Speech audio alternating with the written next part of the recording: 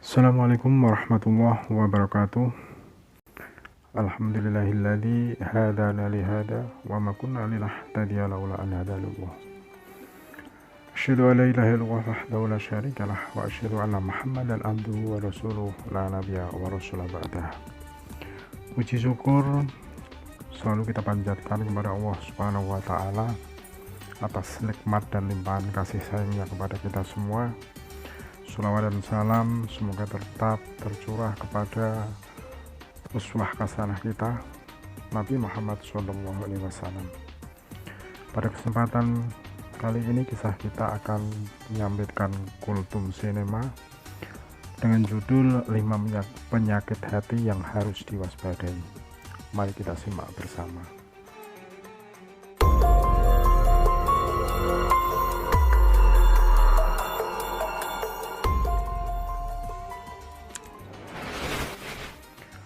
Hati adalah tempat lahirnya perasaan manusia. Hati juga yang berperan menentukan sifat baik dan buruknya manusia. Menjaga kesucian dan kebersihan hati sangatlah penting. Berdasarkan sabda Nabi Muhammad SAW, ingatlah bahwa di dalam jasad itu ada segumpal daging. Jika ia baik, maka baik pula seluruh jasad. Jika ia rusak, maka rusak pula seluruh jasad. Ketahuilah bahwa ia adalah hati. Hadis riwayat Bukhari. Dalam bahasa Arab, hati dikenal dengan qalb. Penyakit hati yang dimaksudkan pada pembahasan ini bukanlah merupakan penyakit fisik, melainkan penyakit yang berupa perasaan tertentu yang ada dalam hati.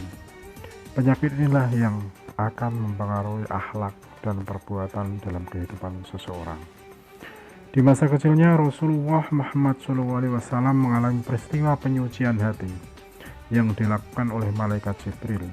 Hal ini menunjukkan bahwa betapa pentingnya mensucikan hati untuk memperoleh budi pekerti yang mulia, seperti yang terdapat pada diri Rasulullah SAW. Berikut ini 5 penyakit hati yang harus kita waspadai dan harus kita hilangkan karena termasuk akhlak yang tercela. Yang pertama adalah sombong.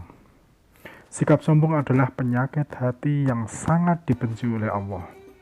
Sifat sombong dan membesarkan diri, takabur, inilah yang menjadi penyebab kafirnya iblis kepada Allah. Karena kesombongannya, iblis menolak untuk sujud kepada Adam. Iblis menganggap bahwa dirinya lebih baik karena tercipta dari api, sedangkan Adam tercipta dari tanah. Manusia tidak berhak untuk sombong karena punya banyak keterbatasan, sedangkan berbagai kelebihan yang dimiliki pun berasal dari Allah.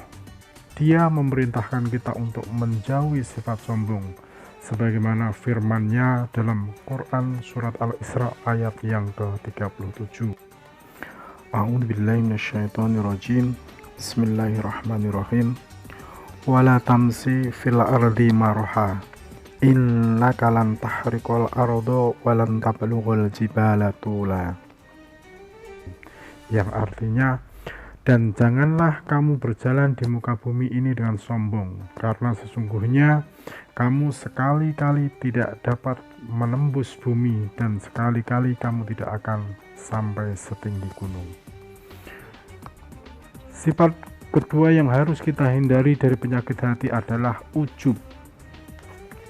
Ujub merupakan penyakit hati yang akan membawa seseorang kepada kesombongan. Ujub artinya takjub kepada diri sendiri dan merasa bangga dengan sesuatu yang dimiliki. Rasulullah bersabda, 3 hal yang membawa pada jurang kebinasaan. Yang pertama adalah tamak lagi kikir. Yang kedua mengikuti hawa nafsu yang selalu mengajak pada kejelekan, dan yang ketiga adalah ujub, takjub atau kagum pada diri sendiri. Hadis riwayat Abdur Razak. Sifat ketiga dari penyakit hati yaitu hasad. Hasad atau iri dan dengki adalah perasaan tidak suka yang timbul pada hati seseorang apabila melihat atau mendengar kebahagiaan yang dirasakan orang lain.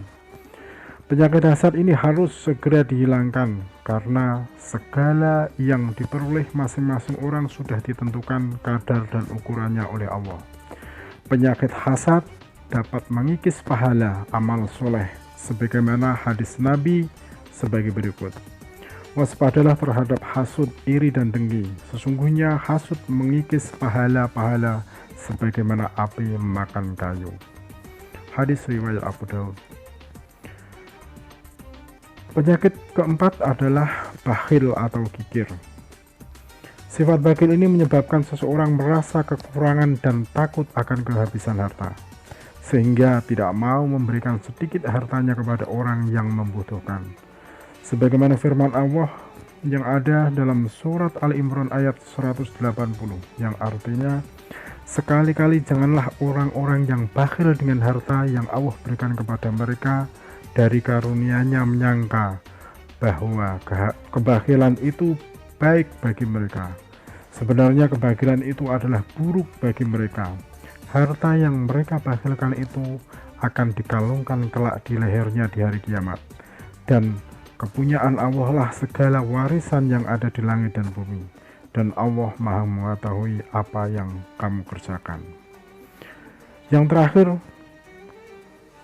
penyakit hati yang kelima adalah riya. Riya merupakan penyakit hati yang dilarang karena dapat menghilangkan pahala amal soleh yang dilakukan. Karena riya menghilangkan rasa tulus ikhlas beribadah dan beramal hanya untuk Allah dari dalam hati. Orang yang memiliki penyakit riya ini hanya akan berbuat baik apabila dilihat orang lain dengan tujuan untuk mendapatkan sanjungan.